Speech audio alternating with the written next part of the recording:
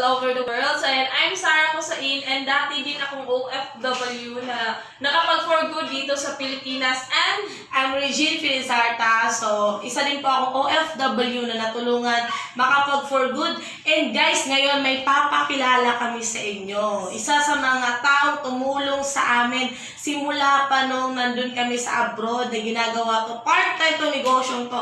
Hanggang ngayon sa kumikita na po kami na sobrang laki dito sa negosyong to. So, ngayon guys, papakilala po namin ang isa sa mentor namin. Ayan, Yes. napakalupit nito kasi naglabas po siya ng 4 million! Ang laki po nun. So, grabe, ginawa lang po niya.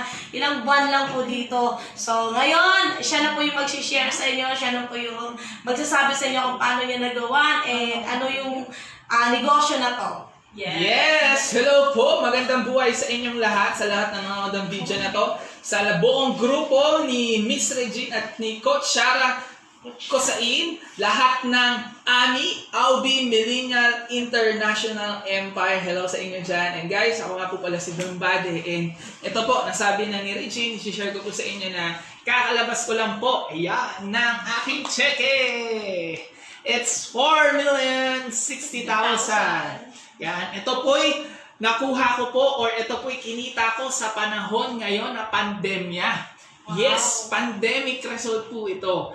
And bakit ko po sinasabi sa inyo, bakit ko pinapakita? Hindi po para magyabang, kung hindi para ma-inspire po kayo. Kung ikaw yung tipong tao na, alam mo yan, wala ka na ng pag-asa dahil hindi mo naisip mo kung may pangarap ka, kung naisip mo, kaya mo pa ba siyang makuha? Ako na po, buhay sa patunay na kahit crisis, totoo na pwede ka pa rin kumita. Sa mga hindi po nakakilala sa akin, I'm a college dropout. Nakita ko po itong empowered consumerism nung ako yung estudyante pa. Pinakita po sa akin ng tatay ko to. And I'm doing this business for ilang years na din po. At ginagawa ko po siya through Facebook. Yes, online marketing. And sila ni Jean po at si Sarah, na-meet ko po sila sa Facebook. And ako po yung nagturo, ako yung isa sa nagturo sa kanila kung paano mo gagawin yung negosyo. Kaya po ngayon, ang gaganda na ng buhay nila, nakapag-for good, nakatira na sa condo. Abangan niyo po kasi a few months from now, maglalabas na po sila ng kotse nila.